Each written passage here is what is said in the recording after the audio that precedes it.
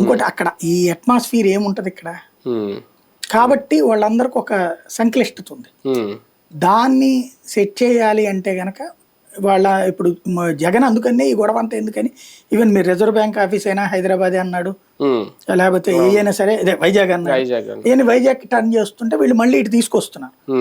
ఇప్పుడు మొదట్లో ఎట్లయితే ప్రభుత్వ ఉద్యోగులు హైదరాబాద్ నుంచి రావడానికి ఇష్టం లేక చాలా రోజుల పాటు అక్కడే ఉండి నడిచారు కదా, చివరికి బలవంత పెట్టి తేవాల్సి వచ్చింది. తీసుకొచ్చినందుకు కోపం వచ్చింది ప్రభుత్వం మీద వాళ్ళకి. రేపు వీళ్ళ కోపం రాకుండా ఉండాలి, మోడీ మీదకి దోసేయాలి. కేంద్ర ప్రభుత్వ సంస్థలన్నీ ఇక్కడికి వచ్చేస్తే ముందు ఇప్పటికిప్పుడు ఎగబడిపోయి సాఫ్ట్వేర్ కంపెనీలు ఇండస్ట్రీస్ ఏమి ఇక్కడికి రావు, రియల్ ఎస్టేట్ ఏమి ఎరగదీసి పగలదీసి ఉండదు. అవి రాకపోతే రన్నింగ్ లో ఉంటే కదా రావడానికి.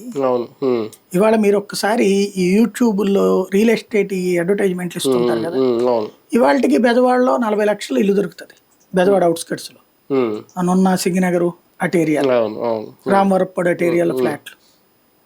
అదే హైదరాబాద్ లో మీరు కుకట్పల్లిలో చూడండి, మియాపూర్ దాటాక వస్తుంది. అవును అంతే, కుకట్పల్లి కూడా లేదు ఉంది. కాబట్టి ఇప్పుడు ఇక్కడ ఆ రేంజ్ లోకి రావాలా, అలా రావాలి అంటే ముందు ఇక్కడ ఫ్లోటింగ్ ఉండాలి. ఫ్లోటింగ్ లేకుండా ఎందుకు వస్తారు? ఇప్పుడు పెద్ద సమస్య ఏమైపోయిందంటే ఉద్యోగులు కొనాలండి.